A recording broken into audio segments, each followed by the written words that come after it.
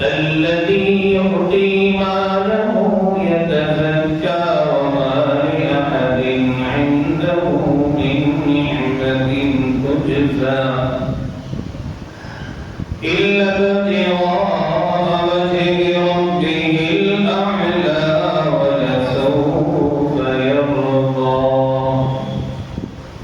فقال الله تعالى في مقام آخر: إذا جاء نصر الله والفتح ورأيت الناس يدخلون في دين الله أفواجا فسبح بحمد ربك واستغفره إنه كان توابا. اللهم صل على سيدنا محمد وعلى آل سيدنا محمد وبارك وسلم. اللهم صل على سيدنا محمد وعلى آل سيدنا محمد وبارك وسلم. اللهم صل على سيدنا محمد وعلى آل سيدنا محمد وبارك وسلم.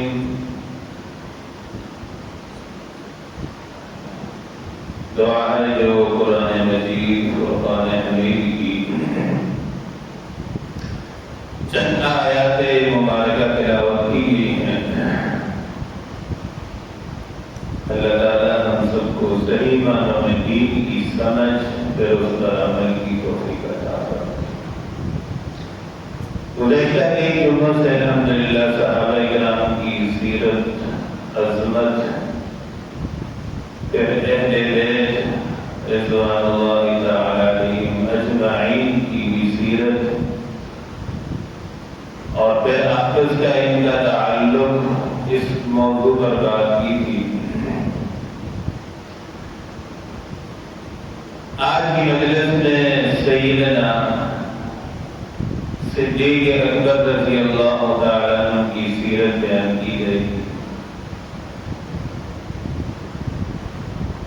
امام الانبیاء صلی اللہ علیہ وسلم جب مکہ سے ہجرت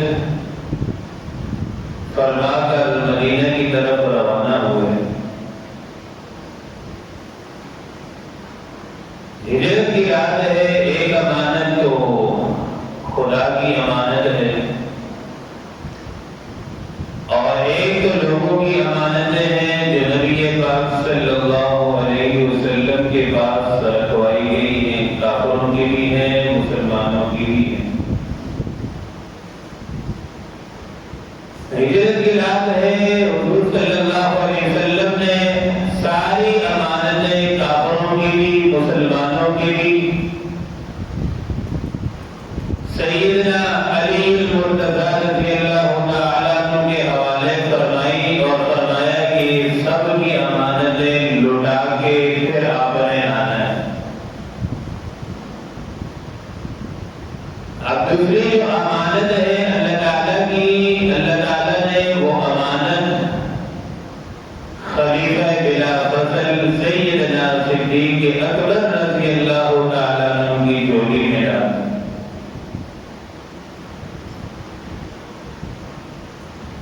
اب رات کا وقت ہے جب حضور صلی اللہ علیہ وسلم صدیق اکبر کے دروازے پر پہنچے. صدیق اکبر رضی اللہ تعالیٰ نے دیکھا کہ حضور آئے ہیں. فوراً جھونک کے اور فرمایا یا رسول اللہ صلی اللہ علیہ وسلم آپ مجھے بلا لیتے، میں آپ کی خدمت میں حاضر ہو جاتا. پیغمبر صلی اللہ علیہ وسلم نے فرمایا کہ صدیق اکبر میں آیا نہیں ہوں، آج مجھے بھیجا گیا ہے. میں خود چل کر نہیں آیا، یہ مجھے تیرے دروازے پر اللہ نے مجھے بھیجا ہے.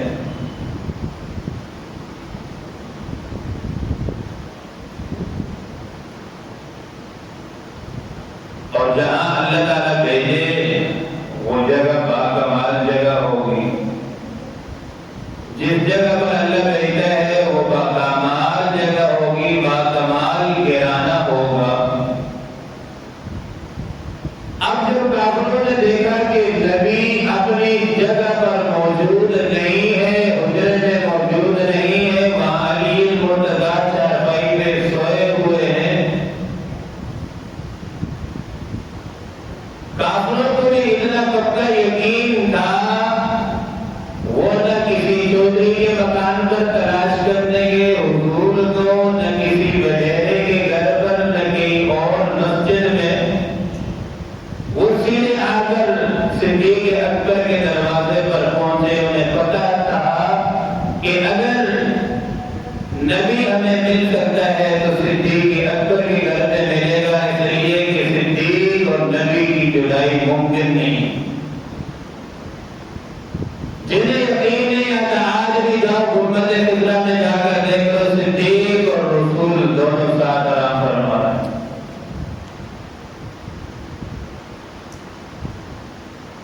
اب گیٹ بند ان کے اندر سے آپ کی بیٹی حضرت سیدہ اسماء رضی اللہ تعالیٰ عنہ نکلی، پوچھا بھائی کیسے آنا ہوا؟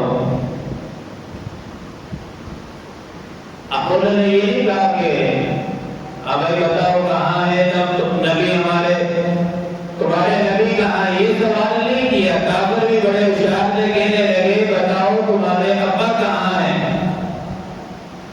جیسے صدیق ہے ویسے ان کا خاندان بھی صدیق ہے، سچا خاندان ہے۔ بچی تو سمجھدار سے کہنے لگی تمہیں کیا کام ہے میرے ابا سے، کہ میرے ابا کی تم نے دعوت کرنی ہے، یا میں تم اپنے ابا کا تمہیں ایڈریس بتاؤں، تم ہمارے ماما لگتے ہو، رشتہ دار لگتے ہو، جاؤ کوئی تمہیں پتہ نہیں بتایا جائے گا کہ صدیق میرے ابو کہاں ہے۔ ایک بیٹی ہو کر ایسے ایمان افروز جب جواب دیا تو کافروں نے، بدبختوں نے آپ کے چہرے پر ایک زوردار تھپڑ مارا۔ آپ جا کے نوکدار پتھر پر لگی کہ خون کی دھاریں نکلنا شروع ہو گئی۔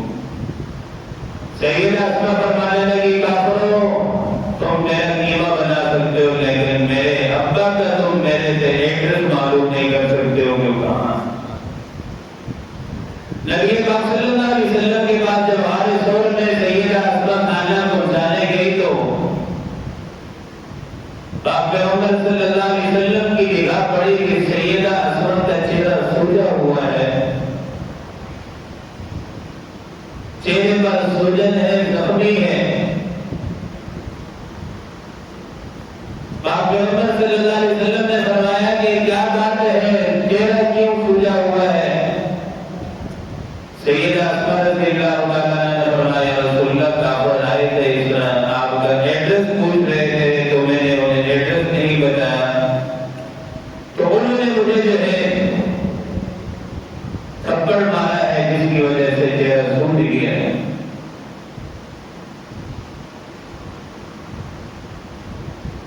اب جو بوجھ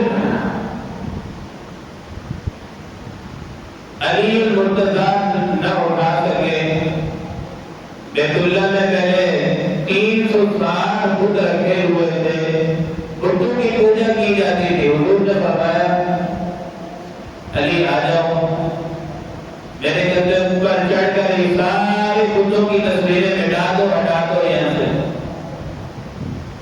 حضرت علی نے فرمایا یا رسول اللہ یہ تو بے نبی ہے، آپ میرے کندھوں پر سوار ہو جائیں اور آپ سوار ہو کر آپ ساری تصویریں مٹا دیں۔ پہلے آپ نے فرمایا علی تم نبوت کا بوجھ نہیں اٹھا سکو گے۔ اب معراج کے لیے جب اللہ تعالیٰ نے اپنے محبوب کو بلوایا، حالانکہ جبرائیل علیہ السلام کو حکم ہوا کہ جاؤ میرے محبوب کو لے کر آؤ، جبرائیل نے ہاتھ اٹھا لیا کہ یا اللہ میں نبوت کا بوجھ نہیں اٹھا سکتا ہوں، حالانکہ کون جبرائیل جو سیکنڈ میں مشرق شمال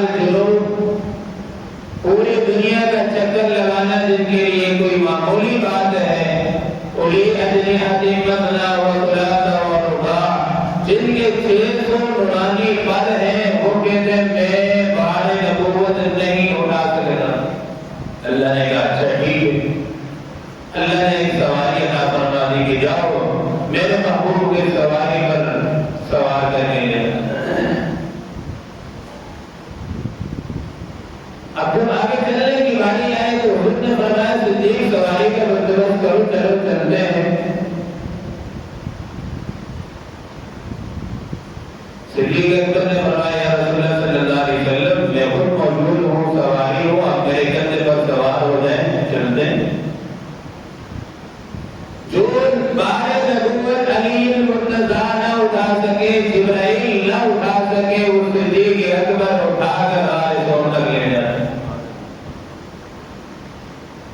اور پھر عرب کی زمین بھی کوئی پتھریلی زمین ہے، جھاڑیاں دار ہیں اور چڑھائی بھی ہے ہمارے سور تک، وقت بھی رات کا ہے، دن کا نہیں ہے۔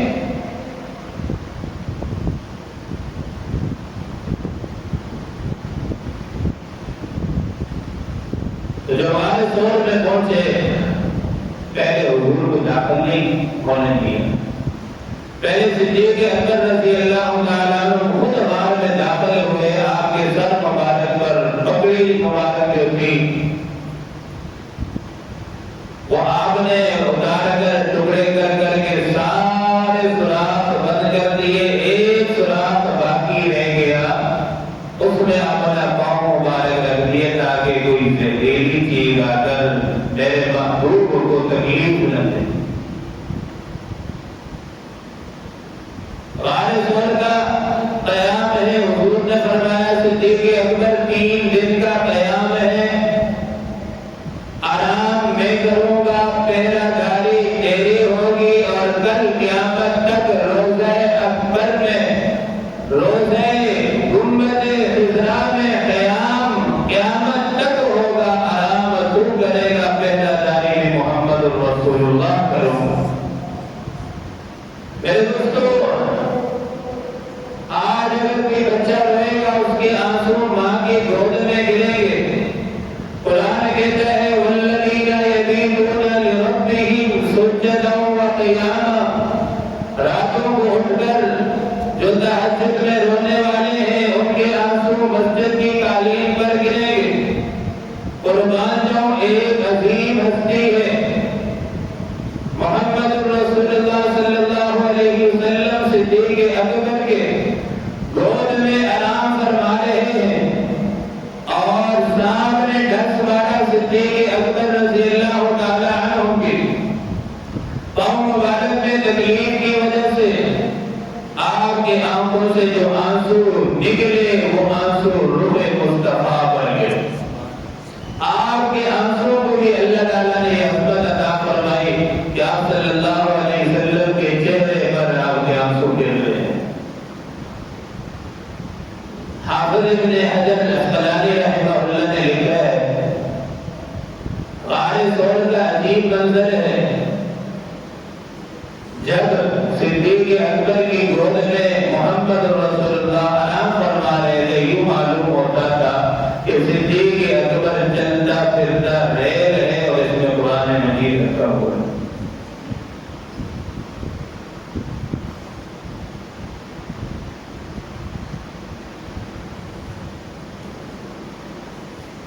جب نبی کریم صلی اللہ علیہ وسلم نے اسلام پیش کیا تو کافروں میں سے کسی نے کہا آپ اپنی نبی ہونے کا ہمیں کوئی دلیل، کوئی ثبوت، کوئی معجزہ دکھائے پھر ہم اسلام قبول کریں۔ لیکن صدیق اکبر وہ ہیں کہ جن کے سامنے نبی نے اسلام پیش کیا تو صدیق اکبر نے کوئی آپ سے دلیل نہیں مانگی، فوراً آپ کی بات پر اعتماد کر کے اسلام میں داخل ہو۔ اور کل میدان حشر کا دن ہوگا، ہر آدمی اپنی کمائی لے کر آ رہا ہوگا، دکاندار اپنی کمائی لے کر کھڑا ہوگا، ہمیں حساب کتاب شروع ہے، حلال طریقے سے کمایا، جھوٹ بولا، بددیانتی کی، سارا حساب دینا پڑے گا۔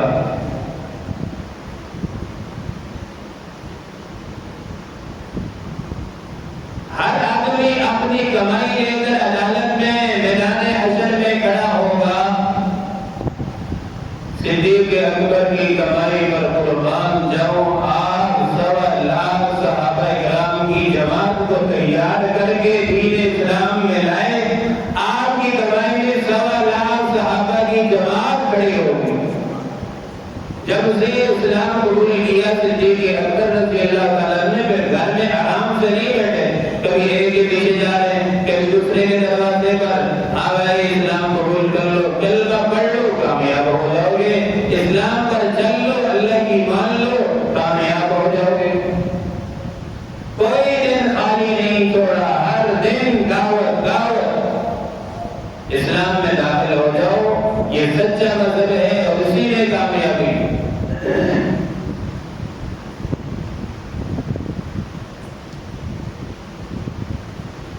تبلیغ کرتے کرتے آپ یہودیوں کے مجمع میں پہنچ گئے.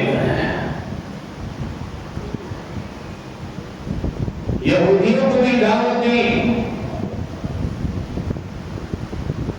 ایک یہودی اٹھ کر کہنے لگا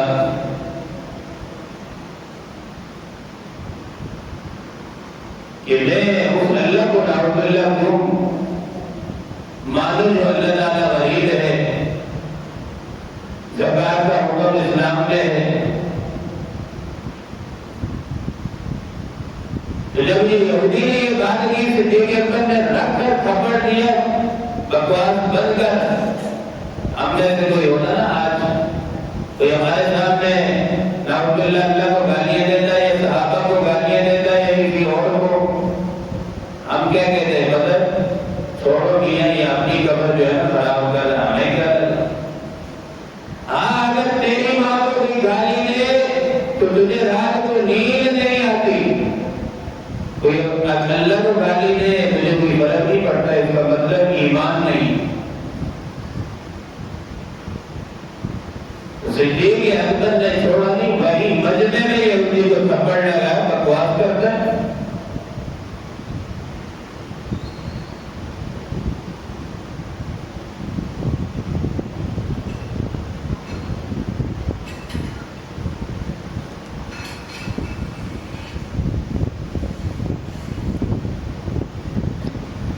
اور صدیق اکبر رضی اللہ تعالیٰ عنہ سارے صحابہ میں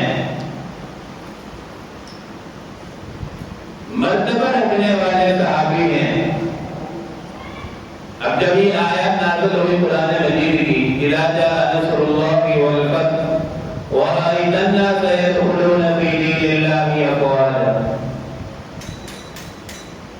تو سارے صحابہ بھی مسجد نبوی میں ادھر بیٹھ کے خوشیاں منا رہے ہیں کہ اب اسلام میں بہت لوگ داخل ہوں گے تو اسلام کی فتح ہے.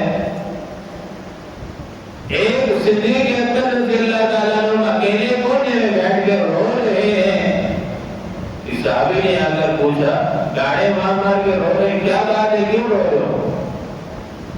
اس آیات میں تو سورت میں خوشخبری ہے کہ اسلام میں فوج در فوج لوگ داخل ہوں گے.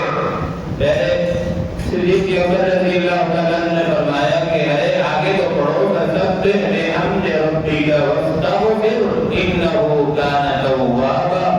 جس اسلام کی اشاعت کے لیے, پھیلانے کے لیے حضور صلی اللہ علیہ وسلم کو بھیجا تھا, جب اس کی تکمیل ہو جائے گی اور لوگ فوج در فوج داخل ہوں گے اسلام میں, تو پھر حضور دنیا میں کیسے رہیں؟ یعنی اس صورت میں وفات پیغمبر کا اشارہ ہے کہ حضور کے دنیا سے جانے کا اشارہ ہے.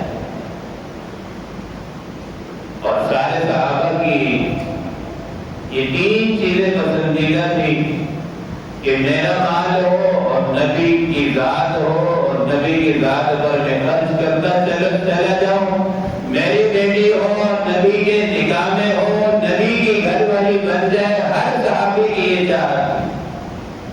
اور تیسری ہر صحابی کی یہ پسندیدہ چیز تھی کہ میری نگاہ ہو اور روح مصطفیٰ ہو, میں چہرہ دیکھتا رہوں, یہ چیز کبھی ہم سے جدا نہ ہو.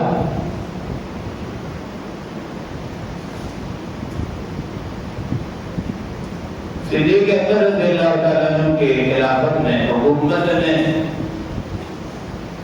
فاروق اعظم فرماتے ہیں کہ میرا جی چاہا کہ میں صدیق اکبر سے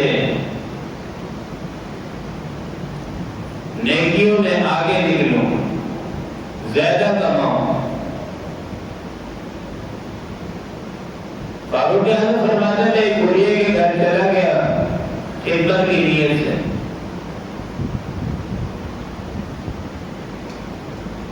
تو بڑھیا ماں کہنے لگی، فاروق اعظم نے فرمایا کہ بھائی کوئی کام ہے تو مجھے بتاؤ، پانی بھر کر لانا ہے، مٹکے دے دو، پانی بھر کے لاتا ہوں، کوئی بھی خدمت ہو، جھاڑو لگانا ہے۔ بڑھیا کہنے لگی کہ آپ سے پہلے کوئی ایک شخص ہے تو سارے کام جھاڑو لگا کر پانی بھر کے بڑکوں میں مشکلوں میں وہ چلا گیا۔ فاروق اعظم نے فرمایا اچھا چلو دوسرے دن آئے گا، تھوڑا جلدی چلتا ہوں تاکہ سارے کام کر کے اس آدمی سے پہلے کر کے آ جاتا ہوں۔ دوسرے دن تھوڑا اور پہلے چلے گئے، پتا چلا کہ بھائی آپ سے پہلے آیا شخص سارے کام کر کے چلا گیا ہے، اب کوئی آپ کی ضرورت نہیں ہے۔ تیسرے دن جا کر اور جلدی چلتا ہوں۔ تیسرے دن اور جب گئے تو دیکھا ایک شخص رومال ڈال کے منہ چھپا کے جا رہا ہے۔ صدیق اکبر رضی اللہ تعالیٰ عنہ تو فاروق اعظم رضی اللہ تعالیٰ نے پکڑ لیا، ہاں بھائی بتاؤ کون ہے آپ؟ صدیق اکبر نے فرمایا بھائی جانے دو، آپ کا بھائی صدیق اکبر ہے۔ اور پھر آپ نے قسم اٹھا کر فرمایا کہ صدیق آپ سے آگے کوئی نہیں کر سکتا۔ اس لیے تو حضور نے اپنے موجودگی میں 1.25 صحابہ میں صدیق اکبر کو اپنے مسلح پر کھڑا کیا، کیونکہ صدیق اکبر سفر کے، حضر کے، دنیا کے، آخرت کے ساتھی ہیں، اور صدیق اکبر کا کوئی ثانی نہیں ہے۔ گھر کے آنگن میں کھڑے ہیں شہر میں، حضور نے فرمایا عائشہ یہ جتنے آسمان کے ستارے نظر آ رہے ہیں نا، ان ستاروں سے کئی زیادہ فاروق اعظم کی نیکیاں ہیں۔ اب بیٹی تو بیٹی ہوتی فوراً بول پڑی، فرمایا یا رسول اللہ میرے ابا کی کیا ان سے نیکیاں کم ہیں؟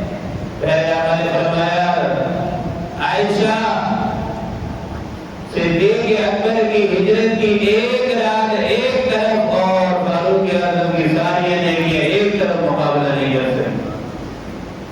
اور صحابہ پر بکواس کرنے والوں، اس لیے تو ہم کہتے ہیں صحابہ نے جو نگاہ مصطفیٰ کے چہرے پر ڈالتے تھے وہ نگاہ تم کہاں سے لو؟ آج انگلیاں مول پر اٹھاتے ہیں جن کی بخشش اللہ نے کر دی ہے، یہ لڑائی کیوں ہوئی تھی، فلانا کیوں ہوا تھا؟ بھائی آپ کو کس نے فیصلہ کافی بنایا ہے؟ اللہ نے فیصلہ کر دیا ہے۔ اگر لڑائی ہوئی تو دونوں جانبین صحابی تھے، دونوں جنگ پر بھی تھے، حق پر بھی تھے، دونوں کی نیتیں صحیح تھی، دونوں کو اللہ نے معاف کیا ہوا تو ختم۔ سید عائشہ فرماتی ہے میں تندور میں روٹیاں لگا رہی تھی، حضور صلی اللہ علیہ وسلم نے فرمایا کہ عائشہ ایک روٹی میں بھی لگاتا ہوں۔ عائشہ نے فرمایا یا رسول اللہ آپ کی خدمت کے لیے موجود ہیں۔ پہلے آقا نے ایک روٹی لگائی، ساری روٹیاں پک گئی، لیکن جو حضور نے روٹی تندور میں لگائی وہ یوں ہی گلی کی گلی عائشہ بار بار دیکھ رہی ہیں۔ حضور نے فرمایا عائشہ جس چیز پر میں محمد ہاتھ لگا دوں اس چیز کو آگ کبھی جلا نہیں سکتی، اس چیز کو آگ چھو بھی نہیں سکتی۔ صدیق اکبر رضی اللہ تعالیٰ عنہ کا آخری وقت ہے، اما عائشہ نے آپ کے لیے کفن کے لیے نیا کپڑا منگوا دیا۔ صدیق اکبر رضی اللہ تعالیٰ عنہ کو پتہ چل گیا کہ بھائی نیا کپڑا لے کر آ گئی ہے، تو آپ نے فرمایا کہ بھائی کسی بیوہ کو دے دو، مدینے کی کسی بیوہ کے کام آ جائے گا۔ نئے کپڑے کی کیا ضرورت ہے؟ اصل تو اعمال ہے۔ ان اکرمکم عند اللہ اتقاکم، اللہ کے ہاں تو تقوی دار ہی معزز ہے، عزت والا ہے۔ چاہے پرانا ہو نیا ہو. اما عائشہ نے فرمایا اب تو ابا جان آ چکا ہے. اب تو بہن نے فرمایا نہیں، پھر بھی کسی بیوہ کو دے دو، مجھے انہی پرانے کپڑوں میں دربار رسالت میں جانے دو، نئے کپڑوں کی ضرورت نہیں ہے. انہی کپڑوں کے اندر رسول پاک صلی اللہ علیہ وسلم کی خدمت میں حاضر ہوں گا. اور فرمایا کہ دیکھو آپ حضور صلی اللہ علیہ وسلم کے گھر میں موجود تھی. حضور صلی اللہ علیہ وسلم کے گھر میں کتنے کتنے دن مہینوں فاقے رہتے ہیں. کتنے دن چولہا نہیں جلتا تھا. صدیق اکبر رضی اللہ عنہ جب دنیا سے رخصت ہوئے، آخری وقت ہے، آپ کے کپڑوں پر بھی پیون لگے ہوئے اور فرمایا بیٹی مجھے اسی پرانے کپڑوں میں کفن دے دینا اور اسی حالت میں رسول اللہ صلی اللہ علیہ وسلم کی دربار میں حاضر ہوگا، یہی اسی میں کامیابی. تو ہمیں پوری سیرت صدیق اکبر رضی اللہ تعالیٰ عنہ سے یہ سبق ملتا ہے کہ جس طرح صحابہ نے لوگوں کی خدمت کو اپنا مقصد بنایا، اب خلیفہ فاروق اعظم رضی اللہ تعالیٰ عنہ 22 لاکھ میل مربع پر حکومت کرنے والے، اور ان کا طرز عمل کیا ہوتا تھا؟ خود مسجد میں آ کر جھاڑو لگاتے تھے. آج ہم نے صحابہ کے عمل کو چھوڑ دیا ہے. آج کل چھوٹے سے چھوٹا عہدے والا ہی اپنے لیے توہین سمجھتا ہے کہ میں مسجد میں جھاڑو لگاؤں یا مسجد کی میں کوئی خدمت کر لوں. تو میرے دوستوں، لوگوں کی خدمت کرنا یہ عبادت بھی ہے، ثواب بھی ہے، سعادت بھی ہے. اور مسجد کی خدمت ثواب بھی ہے، سعادت بھی ہے، عبادت بھی ہے. اللہ تعالیٰ سے دعا ہے جو کچھ کہا گیا سنا گیا اللہ پاک ہم سب کو عمل کی توفیق عطا فرمائے. وآخر دعوانا الحمدللہ.